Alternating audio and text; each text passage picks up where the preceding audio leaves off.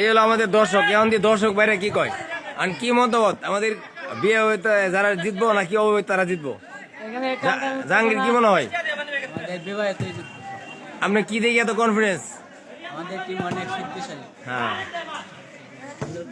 অবিবাহিত আচ্ছা অবিবাহিত কি দেখিয়া? আমাদের শক্তিশালী। শক্তিশালী বলতে তো যারা বিয়ে করছে এরা শক্তি বেশি।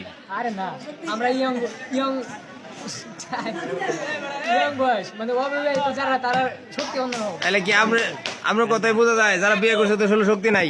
না, কে এই ধারণা কিভাবে এলো? তারা বিবাহিত, বিবাহিত গুলো শক্তি থাকে না? তাদের বয়স আর আমাদের বয়স আচ্ছা, difference অনেক। এমন হতে তারা এক আর এক দুই হলে তো শক্তি বাড়ে, যেরকম বিবাহিত একজন আর একজন দুইজন তো শক্তি বাড়ার কথা। দুই ওইটা হইতেছে একদিকে, আর এই বয়সের দিকে হইতেছে আরেকদিকে। না ভাই, এটা আপনি ভুল ধারণা। কারণ এক আর এক দুই হলে পরে হয় তিন, তিনের তো চারে হয়, কিন্তু আপনি বললেন না বিয়ে করলে শক্তি কমে যা। ওইটা সত্যি কমতেছে। ভুল, আপনার কথাটা ঠিক না। আচ্ছা দেখা যাক। আচ্ছা তাহলে আপনার কি আশাবাদী যে আপনার বিবাহিত টিম হারবো আমাদের? অবশ্যই অবিবাহিত তারা জিতবো? আচ্ছা দেখা যাক শেষ পর্যন্ত কি হয়। তাহলে যদি আমরা অবিবাহিত টিম হারে যায় তাহলে আমাদের শক্তি কম, এই তো আপনি মানে নেবেন? অবশ্যই। আচ্ছা ঠিক আছে, থ্যাংক ইউ।